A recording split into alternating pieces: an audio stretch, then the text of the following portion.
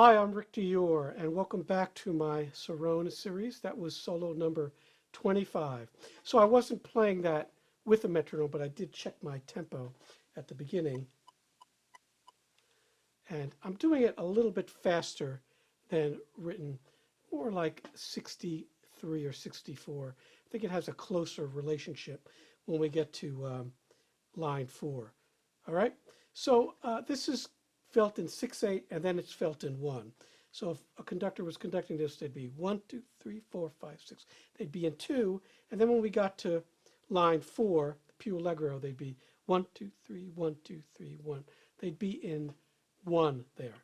So that's important. They're not going to do 1, 2. Okay, they'd be exhausted. So that's how you want to think about this in 2 parts. It's an ABA form, pretty simple. It's a good audition solo. Not the best, but I've had a few students do this, and it's fine. It shows your roles, it shows dynamics, it shows a good sense of tempo. Not a real difficult solo though. It's funny, this book, some of the ones in the beginning are really difficult, and they do get much harder though after solo 30 or so. But the book definitely is not structured, so it's easy and then more difficult.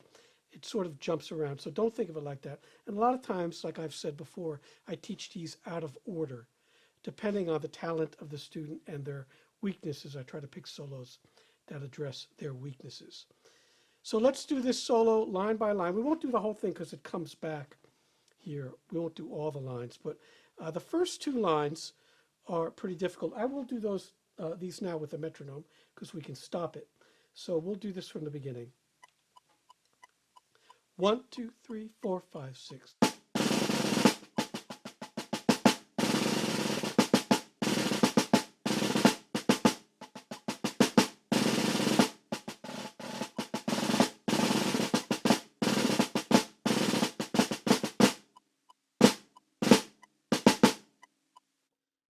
Okay, so again, that's tempo. That's the written tempo now that I'm doing, so you can hear it.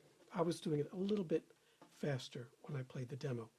So these rolls are hard to squeeze in, especially in that second line.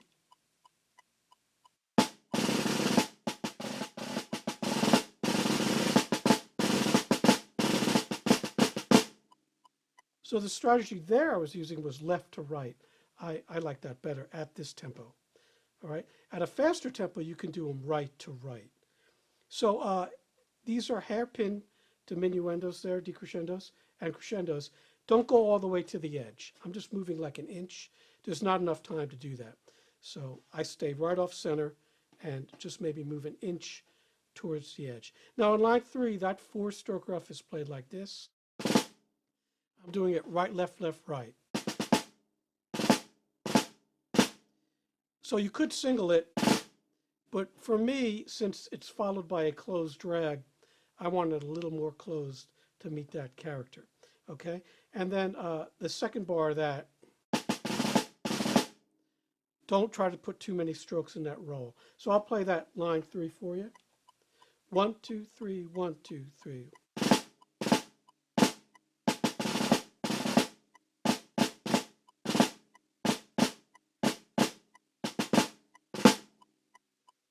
And then play the last note very heavy. That's a sforzando. That's a very heavy accent. And then all of a sudden, we up the tempo, and we're in 1, like I said.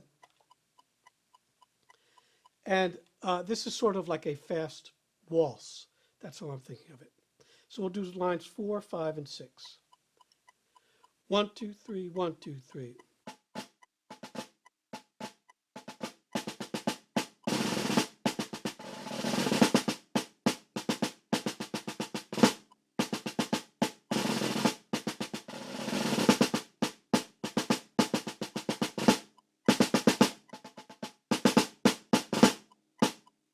And then right in, don't wait.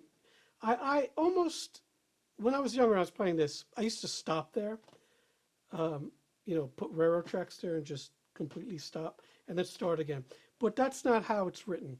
So right now I'm doing how it's written. But in a normal concert setting, there would be almost a stop, a full stop there, and then start again at the moderato. That's probably what would happen there. And then we're at line 7, and we're back to our original tempo of dotted quarter equals 60.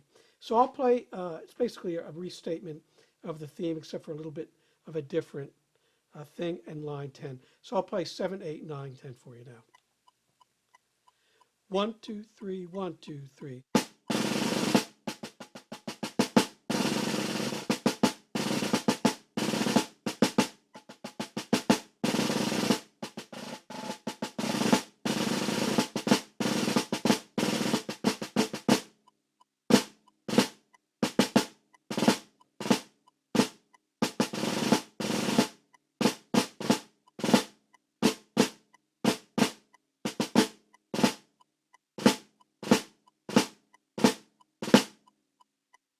You want to play the last drag there, the last hit, louder. It's got a marcato accent.